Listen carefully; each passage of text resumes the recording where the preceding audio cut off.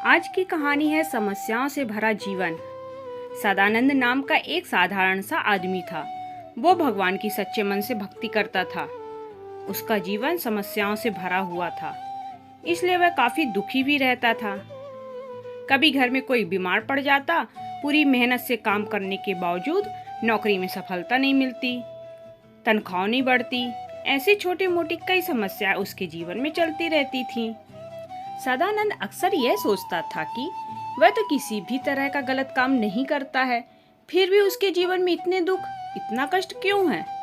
ऊपर से वह भगवान की इतनी भक्ति करता है, तो फिर भगवान क्यों उसे अच्छा जीवन नहीं देते। उसे जानने वाले लोग भी उसको प्रोत्साहित करते और कहते कि तुम्हारे साथ सब अच्छा होगा, तुम भगवान की इतनी भक्ति जो करते हो। एक दिन सदानंद का काम पर अपने बॉस से काफी बड़ा झगड़ा हो गया, जिसके चलते उसे नौकरी से निकाल दिया गया। उस दिन सदानंद बड़ा दुखी मन से घर आया और भगवान के सामने बैठकर पूजा पाठ करने लगा और भगवान से कहने लगा कि भगवान, आज कुछ भी हो जाए, आज आप मेरे सपने में आओगे और मुझसे बात करोगे। भगवान अपने सच्चे भक्तों की बात जरूर सुनते हैं, और उस दिन भी कुछ ऐसा ही हुआ। रात को जब सदानंद सो रहा था तो उसके सपने में भगवान आए। भगवान को अपने पास पाकर सदानंद ने अपना मन भगवान के सामने हल्का करना शुरू कर दिया। वह अपनी समस्याओं के बारे में बोलता ही गया।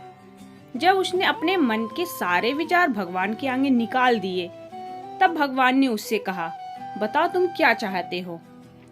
सदानंद बोला, भगवान जी, मैं आपका भक्त हूँ, मैं कोई गलत काम नहीं करता, फिर भी मेरे जीवन में इतना दुख क्यों है। मैं देखता हूँ कि जो गलत काम करते हैं, सही राह पर नहीं चलते, वह बड़े मौज शौक से जीवन जीते हैं, ऐसा क्यों। भगवान ने सदानंद से कहा, यह सब एक चक्र है जो कई जन्मों के पाप पुण्य के हिसाब से चलता है। सबको अपने अपने हिस्से के कष्ट भोगने ही पड़ते हैं। फिर भी तुम मेरे सच्चे भक्त हो, इसलिए मैं तुम्हें एक उपाय बताता हूँ।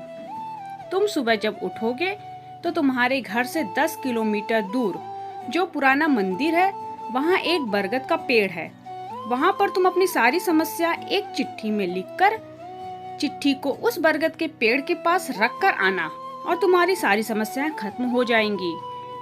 लेकिन उसके लिए एक शर्त है, तुम्हें उस चिट्ठी के बदले किसी और के द्वारा लिखी गई एक चिट्ठी उठाकर लानी होगी, और उस चिट्ठी में जो लिखा होगा वह तुम्हारे साथ होने लगेगा। सदानंद बहुत खुश हुआ और भगवान को धन्यवाद दिया। सदानंद जब सवेरे उठा तो उसे सपने की सारी बातें याद थी। वह तुरंत नहा धोकर उस पुराने मंदिर के पास वाले बरगद के पेड़ के पास जा पहुंचा। उसने अपनी सारी समस्या एक चिट्ठी में घर से ही लिख कर रखी थी। उसने वह चिट्ठी बरगद के पेड़ के पास रखी और जाने लगा। कुछ दूर जाने पर सदानंद को याद आया कि भगवान ने एक शर्त रखी थी कि उसे उसकी चिट्ठी रखकर किसी और की एक चिट्ठी अपने साथ लेकर जानी है। सदानंद उस पेड़ के पास वापस पहुंचा और उसने वहां पर ढेर सारी चिट्ठियां पड़ी हुई पाई। उसने एक चिट्ठी उठाई, लेकिन उसको खोलने से पहले उसे विचार आया कि अगर इसमें मेरी समस्याओं से भी बड़ी समस्या लिखी हुई होगी तो ये अच्छा नहीं होगा। उसने उस चिट्ठी को वापस रख दिया और दूसरी उठाई। फिर उसे विचार आया कि हो सकता है इसमें कुछ बहुत बुरा लिखा हो। शायद इसमें लिखा हो सकता है कि उसका कोई परिवार का सदस्य गंभीर बीमार हो या मरने वाला, या कुछ उससे भी बुरा। उसने एक के बाद एक कई चिट्ठियां बदली, लेकिन हर बार उसकी इसी बीच चिट्ठी को खोलकर पढ़ने की हिम्मत नहीं हुई। उसने सोचा, इन सभी चिट्ठियों की समस्याओं को अपनाने से अच्छा है कि मैं ही अपनी समस्याओं से लड़कर उसका सामना करूं। सदानंद ने अपनी लिखी हुई चिट्ठी की उठाई और वहां से अपने घर लौट आया।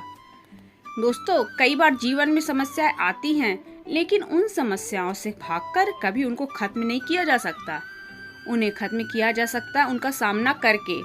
दूसरों के जीवन से तुलना करके दुखी होने से अच्छा है हम अपने जीवन की प्रॉब्लम्स को अच्छे से समझें, उनके मूल कारण तक पहुँचे और उनसे छुटकारा पाएं।